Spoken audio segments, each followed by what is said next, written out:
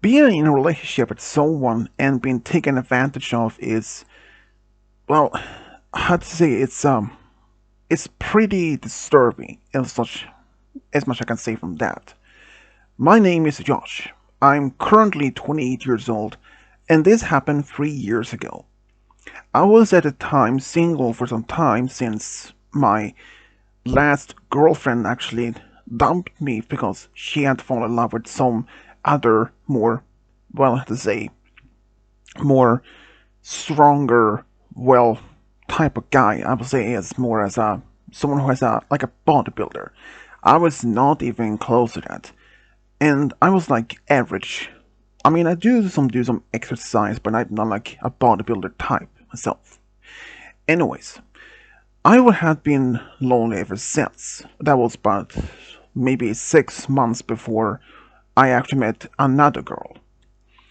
I mean, some of my friends, including my best friend John, had suggested that I'd start looking for a new one to be with, or at least maybe do some casual dating with different girls to go back in the dating scene again. And I was like, I mean, it has been 6 months since my ex left me, so I mean, I wasn't like rusty in the dating scene, so I was like, why not?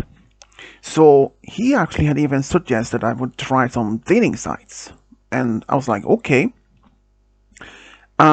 So I went to one dating site and made a profile, and to be more pricey, I'm not going to mention exactly which dating site.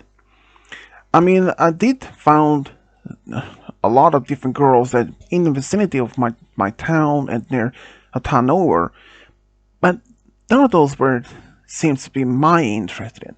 I mean, some of them were just only looking for a hookup or just a quick or just a friends of benefit type of relationship, but I was not into that. I was looking for someone that could potentially be a long-term relationship with.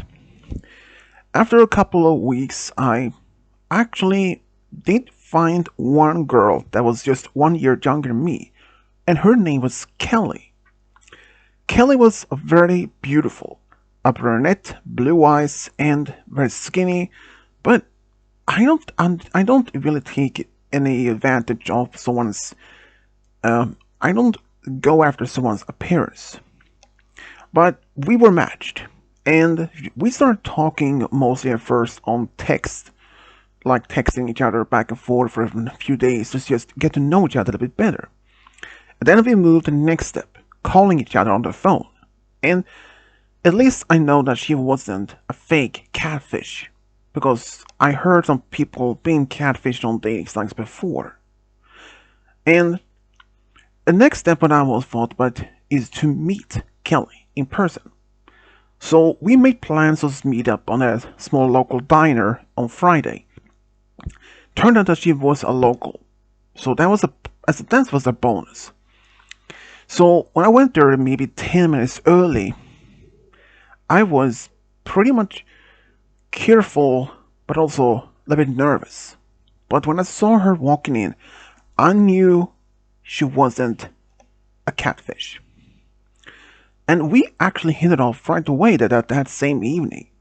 We had a lot of things in common. I mean, we loved all kinds of things. I mean, I asked her what her favorite music, what her favorite hobbies is, and when she mentioned some of the things, I'm like, wow.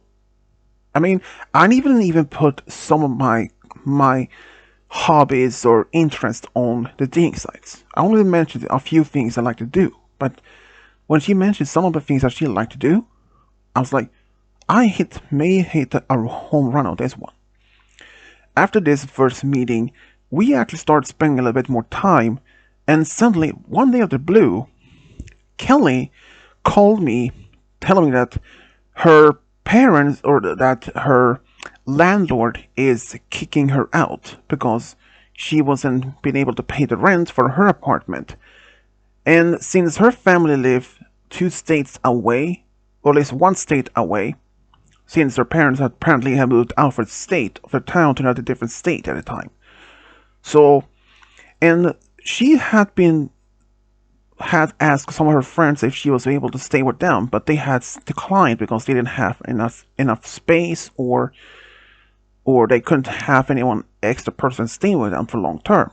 And I mean, I have a guest room in my place, and I suggested that she could stay in my place for a short time until you find another place.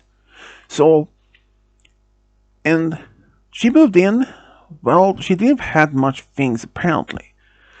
All of the things that was had been thrown out, since apparently she had been kicked out almost the same day as she texted me. So she had only a backpack with some clothes and some of her personal belongings, but that was pretty much it. So for the first few days of her staying there, I was just asking her if she has been finding a new place to stay at. She claimed that she was looking for a place, but I later find out she didn't ever did.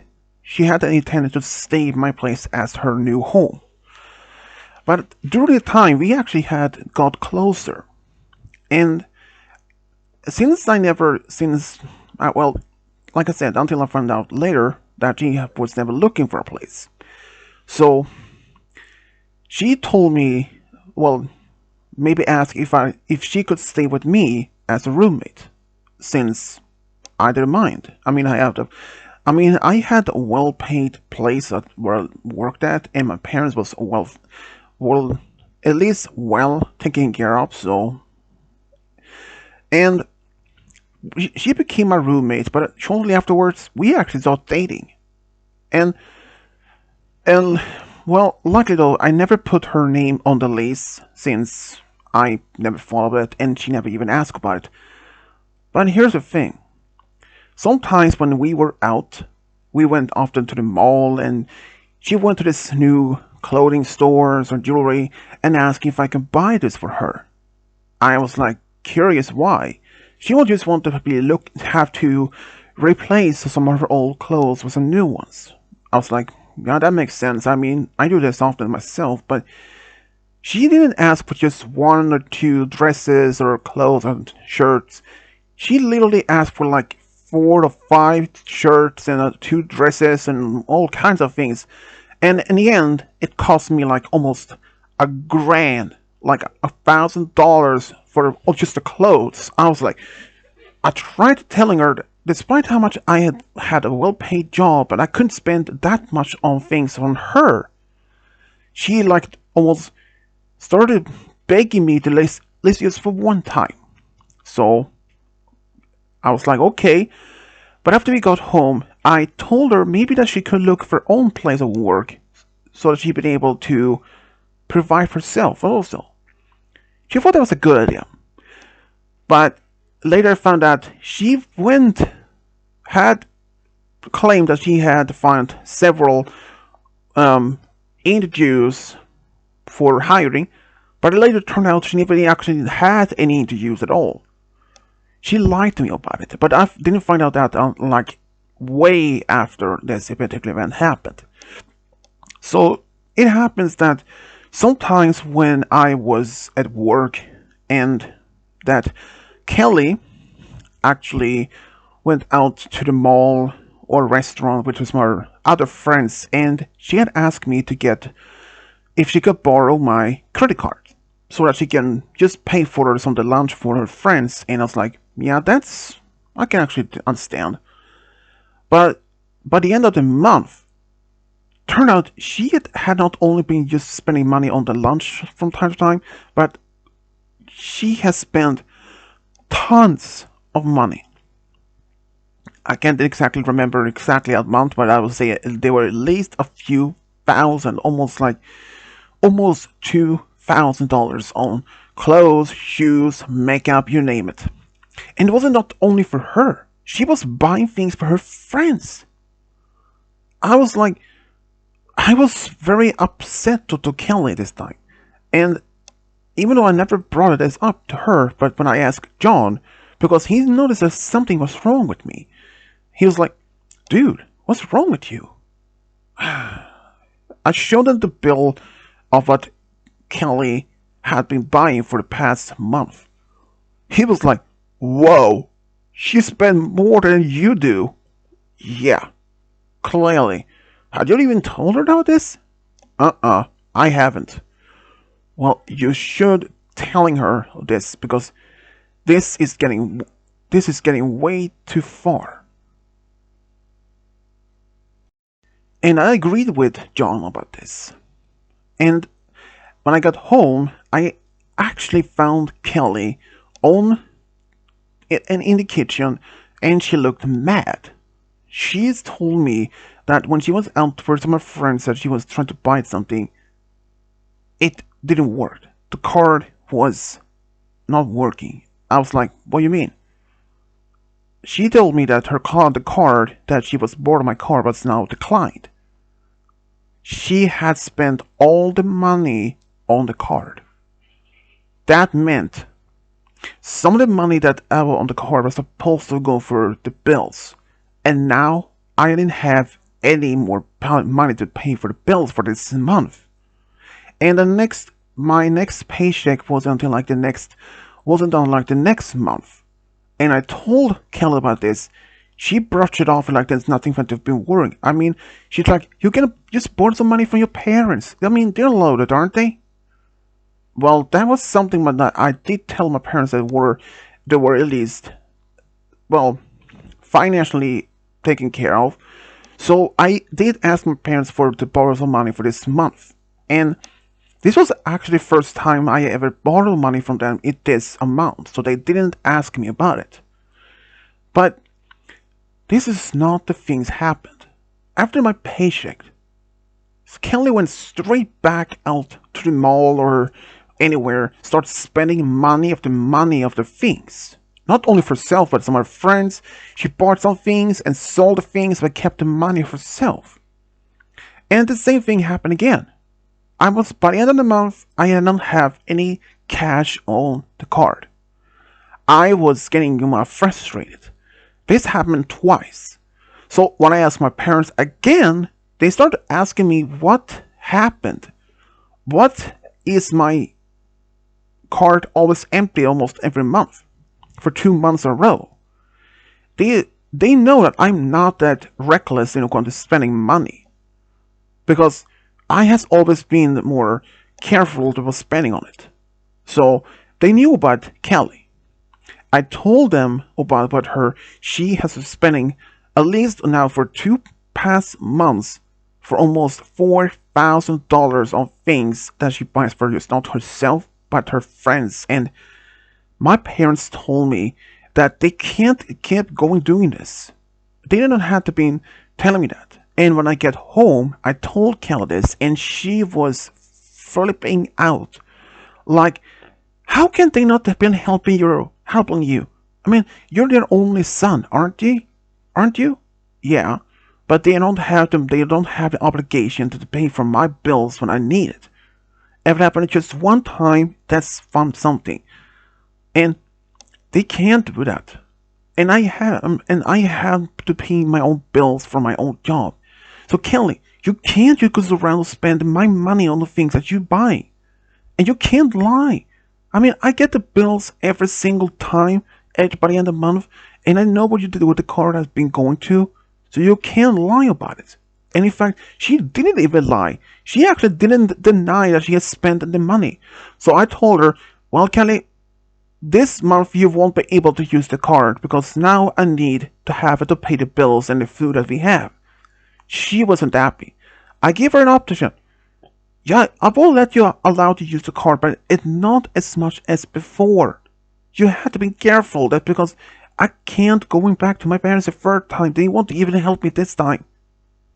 If I can't pay this bill this month's bills, I will be losing my apartment. That means I will probably go back to my parents, and you, well, I don't know what you go. My parents won't let you stay with my family. And it's the truth than that, I said to her. She was not happy, but she made nothing to say anymore than that and just left the apartment. The rest of the day, I was dumbfounded. I mean, she had been spending so much of my money in order to buy the things that she wanted. In fact, after she left, I actually went to her guest room, and sure enough, tons of clothes still hanging that was pretty much new. And it was even a lot of shoe boxes that hadn't even been used. So apparently, throughout for almost 2 months, she has been buying shoes, dresses, clothes, you name it. And that not even using any of those? What is she even doing? Later I found out from what John suggested that she buys expensive things and selling them online for some certain amount of money so that she can earn some money from that way. So she spent my money, to that she can spend some of her buy things and earn money from that. It's it's crazy. But when I told John about this, he suggested I should break up with Kelly immediately.